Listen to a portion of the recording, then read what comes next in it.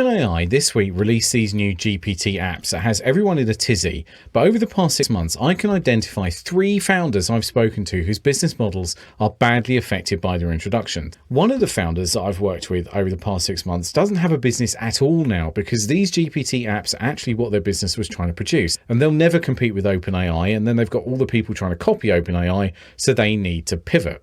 The other 2 that I've spoken to will need to use this technology to deliver their value, but what's been announced today isn't enough for them to start doing that. So strategically, they have timing, funding, spending, and competition problems. Effectively, both of those businesses today need to stop what they're doing because the existence of this new stuff is enough to indicate that something structural is happening to their market, but they need to find out what that is, but I'm going to go through that at the end.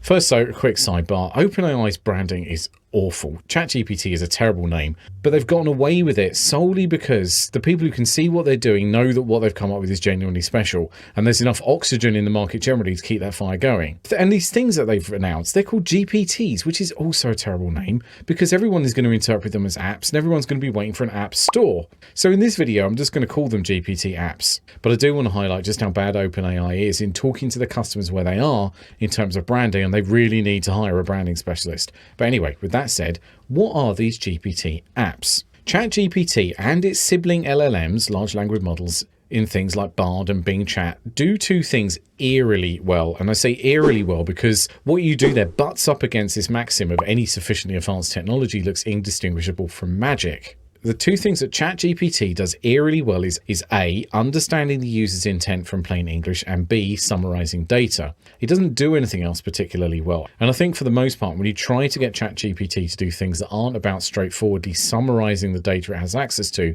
the outputs always end up looking pretty lame and disappointing. From the intent side, if you think about how frustrating Alexa is to use and how smooth ChatGPT is to use, that's where the eerily good part comes in. When Alexa gets something wrong, you think that Alexa is the one that's dumb. But when ChatGPT gets something wrong, you kind of think that you're dumb for asking a wrong question. Like, how is ChatGPT able to answer queries like, tell you what, give me that information again, but this time break it out into a table so that I can paste it into Excel. And the fact that it does it is just eerie/spooky. The summarizing information part is the bulk of what ChatGPT does, and this is what the GPT, or the generative pre-trained transformer bit, does, and it is astonishingly good at taking unstructured data and summarizing its contents. Like, I can paste this script in to ChatGPT and say in 2 sentences, explain what this video is about, and it will get it spot on. Despite how magical it appears to be, all ChatGPT does is look at the set of data that it can see and work out what the typical response to the question it's been asked would be. And a way to think about that word typical in this context is that it's actually giving you an average response. However, there's an effect in play here, which is that the larger a set of similar things becomes, the more average that set as a whole starts to behave. And it's this that leads ChatGPT into giving these lame, unimaginative, and rote responses. So if you think about Microsoft in the late 1970s when it had like 10 employees, the average level of being a computer genius in that organization at that time was very, very high. Microsoft now employs 221,000 people, astonishingly, and the average level of being a computer genius is now far closer to the general population, at least the general population of technicians. But the bigger that something gets, the more average it becomes. ChatGPT basically is a massive pile of words, but the system's purpose is to find the average response from that massive pile. This is why when you ask it a question like, write me a cold outreach email to a new prospect, you get back something that is so boring. It's not boring per se, it's the average thing that people would say, but it doesn't do anything at the edge, which is disappointing because it won't do the creative and imaginative edge side, but then it also doesn't do the kind of the crappy and really bad edge side as well. It's giving you the average thing that most people would likely say. But as humans, we see average as really boring. We need verve and we need elan to move the needle for us. To get ChatGPT to do anything that's not average in relation to the general population, we have to give it its own data to work on. Because when we do that, rather than saying in the whole of human experience you've got all of these things to choose from, we've selected that data based on our little part in the world. So this is the first thing that the ChatGPT apps are able to do. They're able to work with their own sets of data. And this is sort of genius because fundamentally LLMs are useful only when they can work on specific data sets.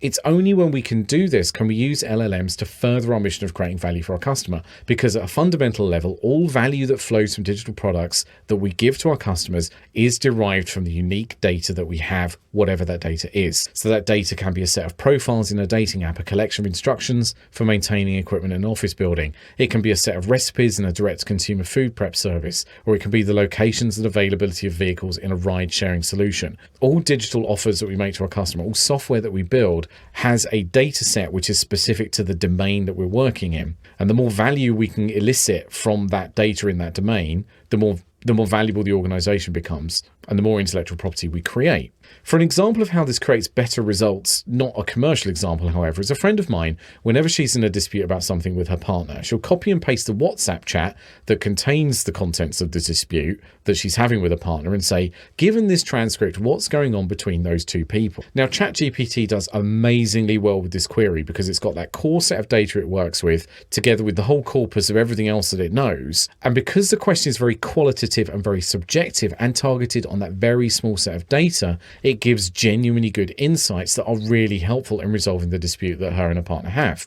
What's happening is that she's giving ChatGPT her unique data to work with and using that to derive value, but albeit in this context, not commercial value. This links up to one of the first points I made, which is that one business I've been talking to this year no longer has a business because this is exactly what they were doing, i.e. making it possible to give a large language model an organization's data to analyze. These GPT apps just do that out of the box. And there's no way from the founder's perspective that was an original idea. So now loads of founders are now having to pivot. The second thing that ChatGPT apps do after this first thing of working with specific data is that they make it easier to do something called prompt engineering. When you see all these people on LinkedIn lying about using ChatGPT to make $10,000 a month, or telling porkies like how I fired 20 staff and replaced them with ChatGPT, the example they give relates to a legitimate aspect of using LLMs like ChatGPT, which is prompt engineering. When you ask ChatGPT a question, the query you ask is actually tacked onto the end of a whole bunch of other instructions that tell the model how to answer your query. You can see this in these sort of cute hacks that you can do where people will say, answer this in the style of a pirate, or imagine I'm 5 years old and answer this query. Prompt engineering is about introducing instructions before the user's query, and this is effectively how you write a computer program to specialize the GPT's output. With ChatGPT apps, when you're setting one of these up, you can say, always answer the user's query pretending that you're a pirate. And now whenever the user asks that app and gives it a query, every answer they get back will follow your instructions that the answers should be like that of a pirate. So obviously this is a trite example.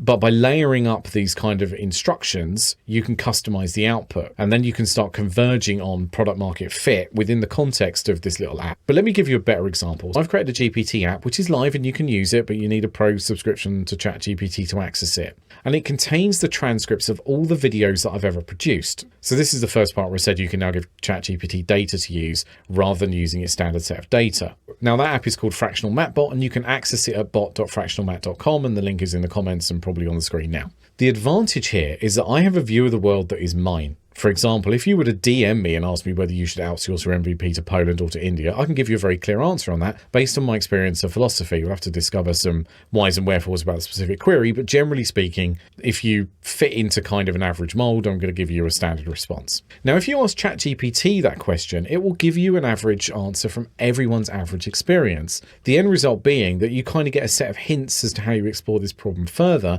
as opposed to an actual answer. So if you ask ChatGPT, you'll get hints and nudged in the right direction, but if you ask me, I will give you a specific answer. So the idea is we're creating a fractional matbot that will give you the same specific answer that I would.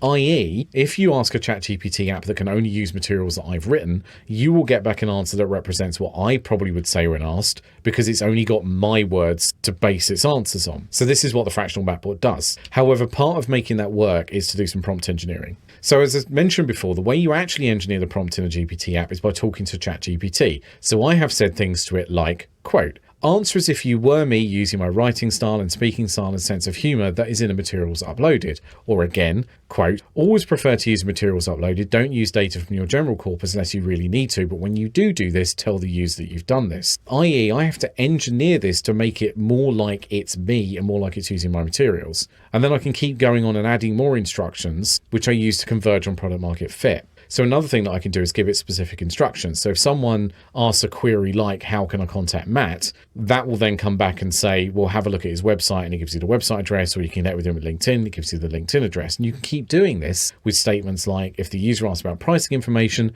tell them that the information is on the website and then give them the link. So I said that I was going to do a deep dive to show you how I work as a fractional CTO. And some of that job is about orientation material like the bit above. So I've tried to show you what ChatGPT is good at, what it's not good at, where the limits are, mostly that ChatGPT becomes much more useful if you can give it your own data, and give a couple of examples about how these new developments in the GPT apps look to unbind those limits. The next part is to look at strategically, what do you do next? The big challenge that founders have today is that there's not enough here in ChatGPTs today to use, but the direction of travel is really obvious. And I can make this really specific.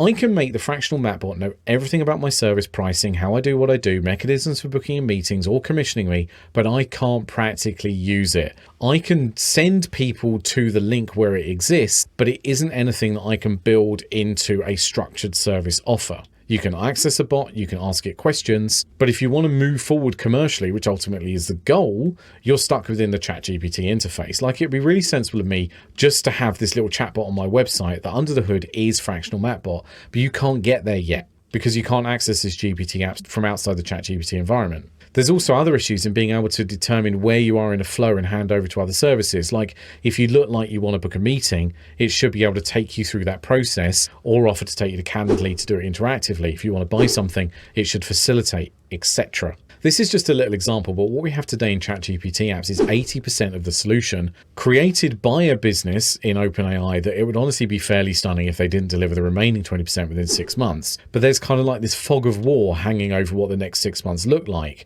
because they don't publish a roadmap. The way to look at it right now is that these GPT apps are highly siloed, and this creates a huge structural problem in that you can't embed them into digital products and therefore can't use them to deliver value to the end customer. But in a parallel universe where all these things did exist and they weren't siloed, it would be the sensible thing to use. It's inconceivable this problem won't get fixed. It's jammed tomorrow, and as I say, OpenAI are very closed off about showing their roadmap.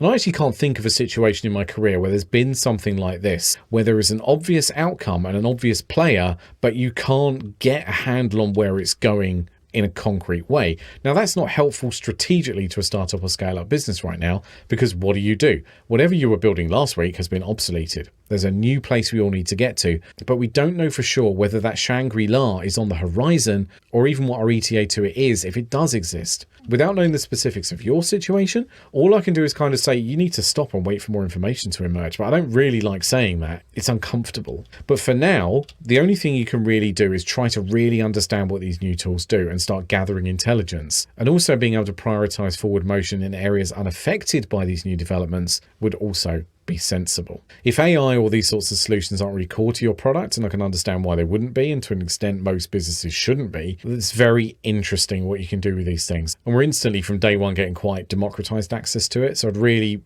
fascinated to see where this is going to go and what you can all do with it. That's all for today. Thank you so much for tuning into my content. But before you go, if I can get 30 seconds of your time, I have a thing called the VIF, or Very Important Founder Program, and it's a way that I can work more closely with non-technology founders who are building technology businesses. It's a community that's free to join, and you get access to free resources, including my live weekly MVP clinics, where you can bring your questions or issues around developing your MVP and get real answers really quickly. If you'd like to join, pop along to www.fractionalmat.com/offer. But either way, thanks for watching today, and I'll see you next time.